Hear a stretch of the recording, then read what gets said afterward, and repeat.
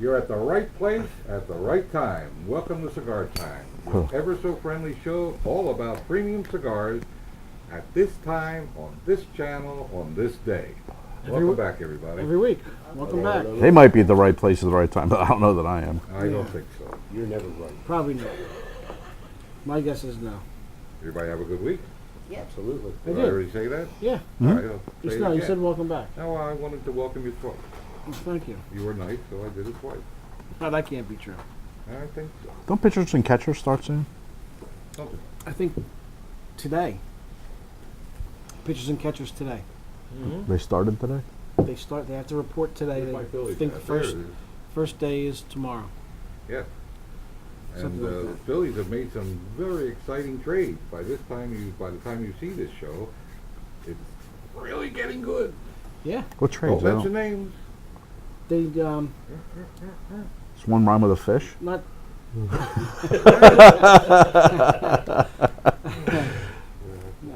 no, they made some nice signings. They did have some good signings. Yeah. Chelsea. So, Scott, you want to tell us what we're doing today? We're going to review cigars. Okay. Then we're going to talk about Bethune. Who? Mm-hmm. Plume? Bethune. Oh, Bethune. Oh. And fermentation in our... Isn't that a small town in Delaware? Sure. Sounds- We are smoking the Chillin Moose original. This is the Robusto size. Not the two. It is not the 2. The 2 is the Marioro. This has a Connecticut Rosada wrapper, an Ecuadorian Sumatra binder, and a combination of Nicaraguan, Dominican, Mexican, and USA broadleaf fillers. Oh, And this cigar, what did you say, it's like a United Nations. Mr. Moose? What did you say this was like a $3.99? $3.99. Yeah. $3.99 a cigar, and it's got all that going on. $3.99? That's what we said. That's regular? Yeah, Yeah. Oh. that's what he That's said. the price. The box is, so these is 77 something, with 20 in a box. $77.25 See? for a box of 20. Yes. Oh, boss tight.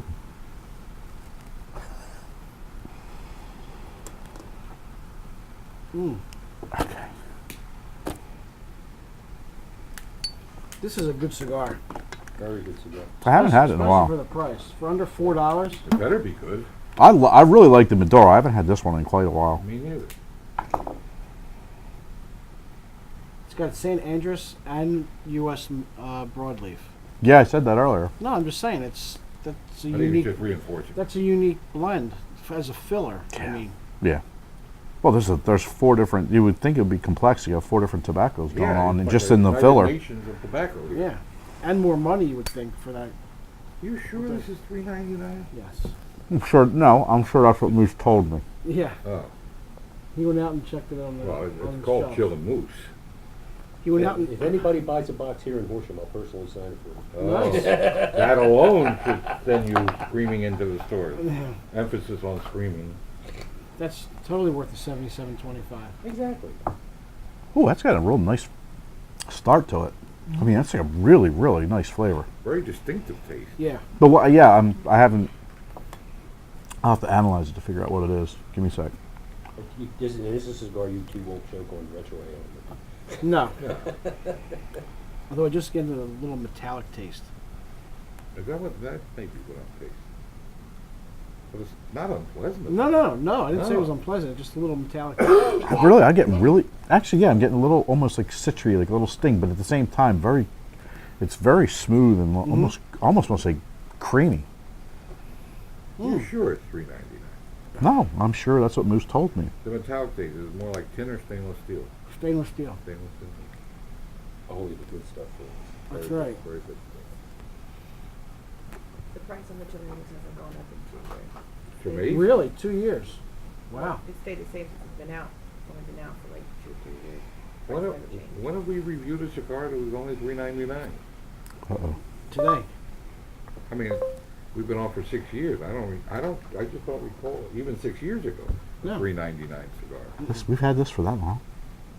No. No, that we reviewed a cigar that only retailed for $3.99. Oh. Oh, really?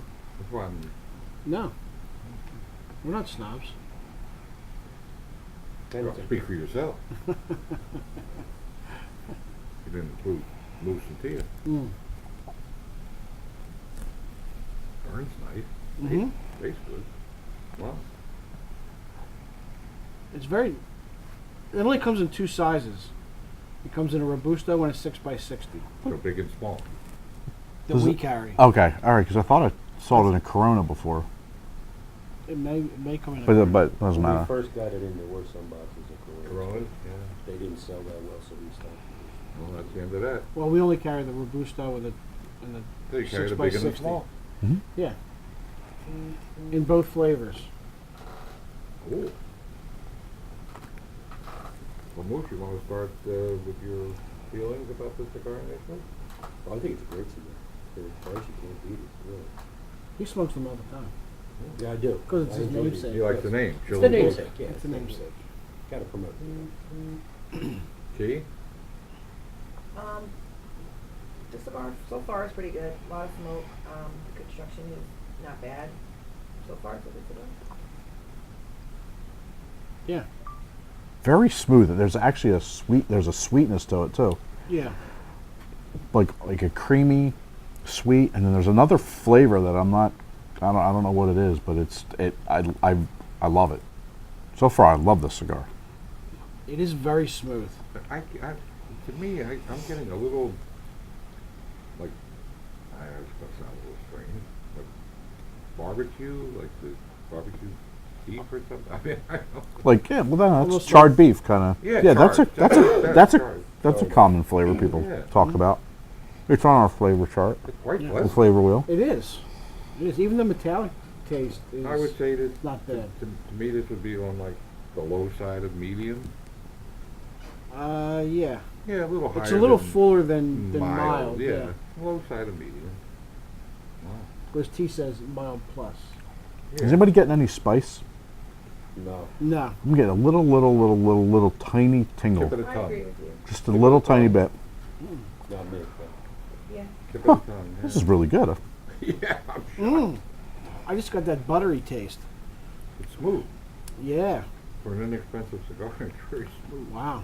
I wouldn't think there'd be any buttery taste with a Mexican tobacco and Nicaraguan tobacco. You wouldn't think at all. With that combination. I guess it would depend on like where on the plant like what priming the Mexican was. If it was Lajero, yeah, you would expect a lot more. But if it was Seco, lower on the plant, then I still can't get over how tobacco from Mexico has had such a resurgence in the Yeah. last, I guess, 5 to 10 They years. used to be the joke, and now they're Yeah. Yeah. quality stuff. Yeah. I mean, it was hot stuff back in like the middle 90s. There were a lot of good brands that came out of Mexico. And then all of a sudden it sort of went to like the dustbin of tobacco. And then all of a sudden, whammo. I wonder if it's because like the population's taste or what they're looking for has changed. Like, are they looking for stuff that's typically a little bit stronger or more spice? Because you'll get that with the Mexican tobacco, and it's typically used. The San Andreas is typically used for a wrapper, For but in this wrapper, case, right, it's yeah. in the filler. Correct me if I'm wrong, they really don't make a lot of cigars themselves. They use the tobacco for other people. Yeah. Yeah. Yeah. Well, the it used to be Torrens. like Tiamo was the big Yeah, cigar. the Right. Torrens are the biggest growers. And they That's make right. Tiamo That's for- right. yeah, Well, for consolidation. Macanudo and Partagas, they all have Mexican tobacco in Yes, it. they do. And it's just amazing to me because, 20 years ago it was in the, like I said, the dustbin of... Yeah, you couldn't. No. Nobody would touch it. I mean, at one time, Tiamo was the largest selling premium cigar in New York. For many years, Tiamo was the largest seller. Really? Yeah. Just in New York. Well, I mean, I'm sure other places, but specifically New York being a large market, it was huge. This is, I think, right now I'm thinking this is a good example of the difference between body and strength. Like, I would consider this full-bodied, but medium in strength. Like, this cigar is coating my entire palate. Yeah. It's like It's I'm all actually kinds of flavors tasting it in and there. feeling it on Yeah. the roof of my mouth. You're not getting any burn in the back. Yeah. No, not at all. I feel like I'm in It's all that. on the tongue and the roof. Because it has a lot of body to it, a lot Right. of substance to it. Yeah. That's a very good observation. Thank you. I feel like I'm in that Budweiser commercial. Uh, No. The effervescence. yeah. You know that commercial's making fun of people like us Yes. with cigars. Absolutely. Jerks. But it's still fun. Oh, it's hilarious. I can't get over it. I know, it's real. Now you're gonna start smoking more I of keep them. thinking $3.99. I can't believe it. And they're gonna raise the price, right? Oh yeah, it's going up to $6.99 tomorrow. Well, how much is the, that's for the Hurry up, Robusto. buy. How much is the Gigante, or was that the Gigante price? No. That was the Gigante price. $3.99? No, it's No, not. That's what I took off that box, sir. That box right there. Oh, That's a Gigante box. So then the, Oh, well, then that's higher. Gigante is No. $4.99. Yeah, the Gigante is 40 because we're selling it. We're selling it with a discount for 77 something. Yeah, but yeah, that's Yeah. $3.50. it's actually Yeah, but it's 490. It's probably 450. It's $4.99. $4.99. Okay. Okay, Really? still. for the gigantic. Holy cow, that's a great box discount then. Yeah. Under $5 for a 6x60. It's That's, under 5. That's Yeah. amazing. that's a great price. That's And probably why then we the sell a bunch Robusto's of them. going for $3.99. We do. We have tons of boxes of them too. We got them in recently. Awesomely. But they sell. Yeah. I can see why. So Right. You're going to regale us today with tales of We all are. fermentation? We're all going to talk about fermentation because it's We're a pretty ripe, so that's it's a complicated kind of process. What again, with everything, we try and give you like a broad explanation of things, but when it gets into fermentation, a lot of companies are very secretive because that's really like a lot of people think this is the most important part of the process of getting the tobacco ready to make a cigar. So a lot of them are very protective of letting go of information, and there's a lot of proprietary techniques. And I've been in a couple different factories, and I have seen that they do it in various different ways. But so this is the way we're going to describe and talk about it is the most common. So just to recap a little bit, last week we talked about the curing barns, and that's where they dry the tobacco, and then, the tobacco turns, it loses most of its moisture, and it turns from the green to yellow to an orange to a brown. So what they do next is they remove all of these leaves from poles, and then they ship them off to the fermentation room. So they take it off the poles while they're still at the barn, and they put them into manos, or hands of tobacco, which has about 24 different leaves on it. Let me backtrack for a second. I want to give a definition of what the fermentation is, and that's where the leaf continues to ripen and it matures, but then this is also where it releases a lot of the ammonia and some of the other chemicals, and it diminishes the nicotine content. It's also where the aroma and the flavor is mostly developed in the cigar, and that's through a very controlled process, which we're going to go through. So the tobacco arrives at the fermentation room, or the fermentation house, and the first thing they do is they sort the tobacco. So they sort it into Seco, Ligero, and Velado, because you have to age and ferment these tobaccos differently at different temperatures, at different lengths of time, and it all varies. Like I said, with any question you have about tobacco or cigars, the answer starts with "it depends," because everything does depend. So they separate it, and then they go into the process of the actual fermentation. So what they do is they start to build what's called pilons, which is or bulks. They'll stack these, if you remember, these hands or manos of tobacco, which is 24 leaves. They'll start stacking them up, and they do this, and they build them, and they do this in a circular pattern.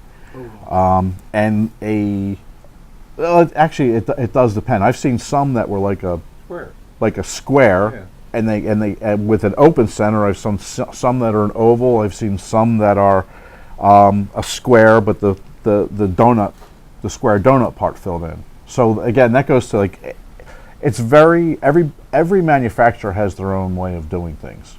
But typically these pilons weigh between 4,000 and 5,000 pounds. So they're heavy, and the reason for that is because the combination of the pressure from the weight of this and the water that's remaining causes the fermentation. It's a chemical process, and the tobacco, they're literally cooking the tobacco while they're doing this. So when they build this pilon, they insert a PVC tube into this, which allows them to put a long thermometer in, so they can monitor the temperature of the tobacco or the cooking of it. So once it reaches a certain level or certain temperature, what they then do is they then break down the tobacco, or they actually break apart the pilon. They take the hands and they shake them out, and that helps dissipate any of the moisture that's in there. And then they re-moisten the leaves, and they will take the leaves. They'll shift they'll shift the hands in where it sits in the pilon. So the stuff on the bottom can go to the middle. The stuff in the middle goes to the top. And the tobacco that's on the top, when they rebuild this pilon, will go to the bottom. That's one example. I mean, the others do it a little bit differently, but basically what they do is they shift the location of these hands, so that ensures consistent fermentation among all the leaves. So this is really where all the magic happens. This is where they really fine-tune the flavors of the tobacco. And it continues, we talked about with the curing where the ammonia and any of the chemicals and stuff are released. This is a continuation of that process.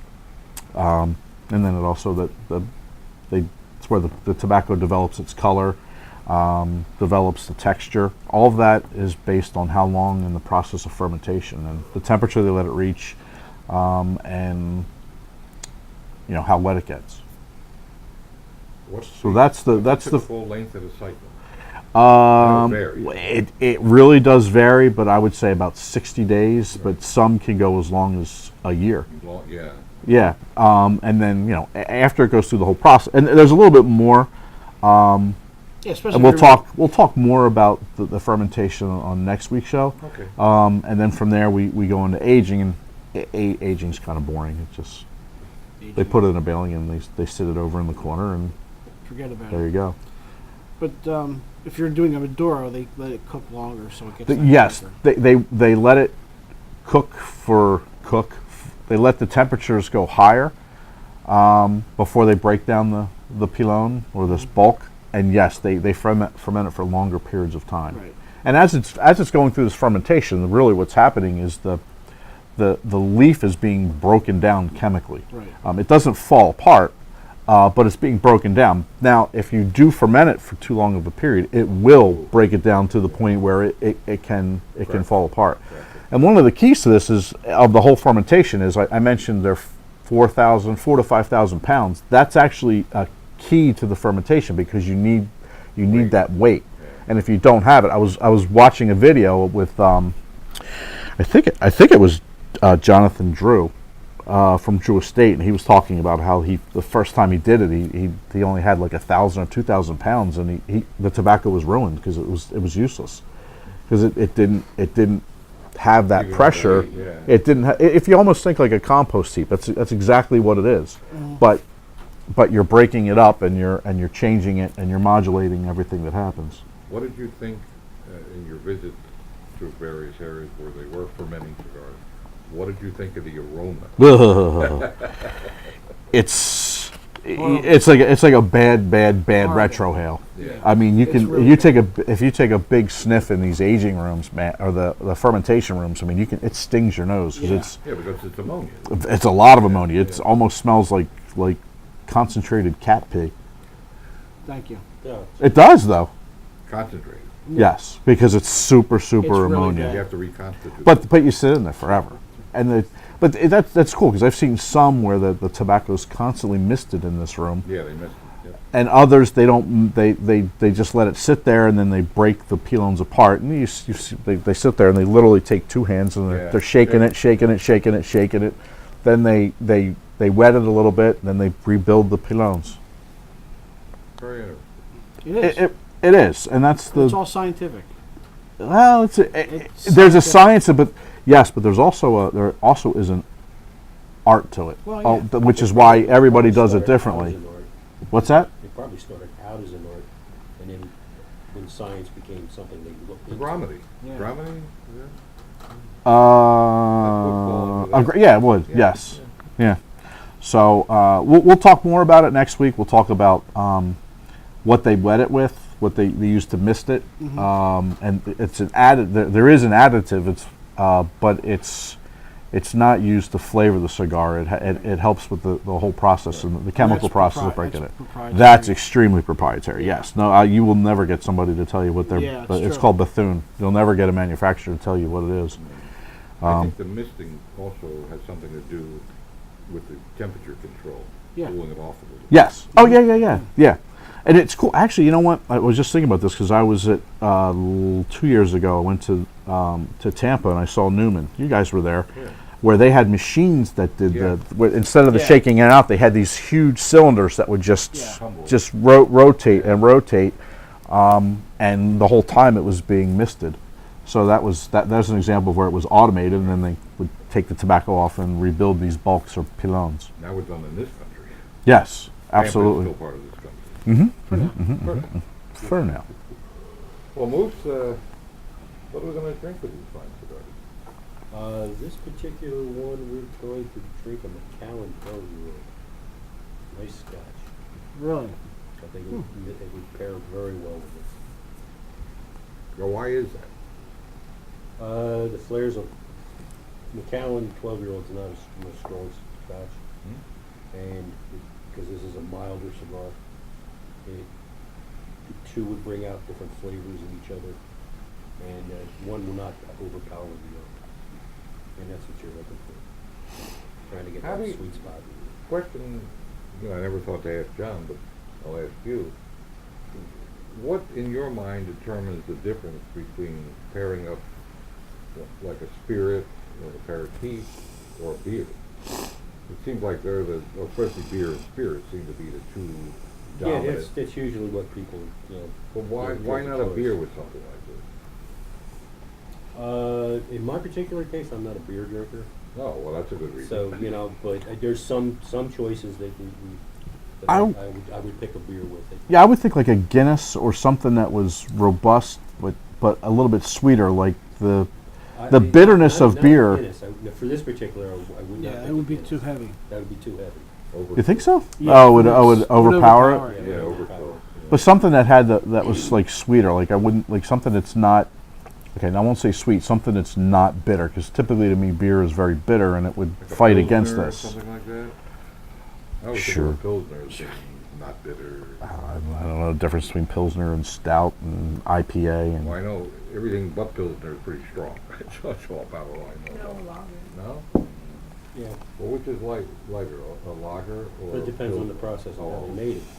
I mean, you got Pilsners, you got, as she said, the pale ale, or an IPA. Not all of them would be in that genre because of the hops that they would use Right. would determine the flavor. So it's very subjective when it comes to the beer, more so than the alcohol. Interesting. I would actually think if you went with, I'll be the non-alcohol contingent over here. Diet I think Coke. this would be Diet Pepsi. Like a coffee with cream. I think this would be perfect, especially like in the morning, like in the like mid morning, like a real, or even maybe a cappuccino with this would be fantastic. How about bottled Don't look at water? me, I don't drink coffee. Do you drink espresso? I do it. What is that? It's It's espresso. coffee. It's espresso. Coffee. It's espresso. Coffee. Mainline coffee. Great. Yeah, I wouldn't do espresso. No. No, but I would definitely do coffee with cream. I would think bottled Or- water would go good with this. There are a lot of purists, Mr. Smith being one of them, who say you shouldn't drink anything but water with or water for those of you And dark in chocolate. the and city. Yes, I get Water. it. Wow. Now see we were talking about this last week in King of Prussia. He wanted to cleanse his palate with Yeah. the chocolate, but I'm like, Right. no, with anything like it coats your palate. Sweet No, it's a chocolate. chemical process. It's The a dark sweet chocolate. chocolate. It's a dark chocolate. Yeah, sweeter. really, not light chocolate. You gotta guess like it's- 80 and up dark chocolate. Yeah. Okay. Yeah, milk chocolate wouldn't because of the dairy. Right. Now, if you remember, No, Mike Giannini, who actually was the Founder founder of of this cigar, it's part of General and Yeah. the Foundry line. I remember on one of these shows, he said he would use bananas, Bananas, yeah. I to remember. cleanse his palate. I never Yeah. got that. That's Yeah, very he said sweet. he said something about it builds the sugars back up Yeah. or adds the sugars to your tongue. Yeah. But hey, you know what? That's why we're sitting here, and he's That's the Yeah, one trying different he's a things. billionaire. He's a blender. He's more a blender than a And he billionaire. he started off in King of Prussia. In fact, working in the store Yeah. in that space that we 20 now some years occupy. ago, yeah, exactly Absolutely. right. Same with Mr. Smythe. I think we're ready to put our final discussion and put a number on it. T, you want to start first? Oh, okay, I've had the cigar plenty of times, love the blend of it. I'm not gonna say it's medium, I'm gonna go with a mild plus. With Oh, the yeah. hint of spice, Okay. and I like the draw from it. And you can't beat the price, so I'll give it a 9.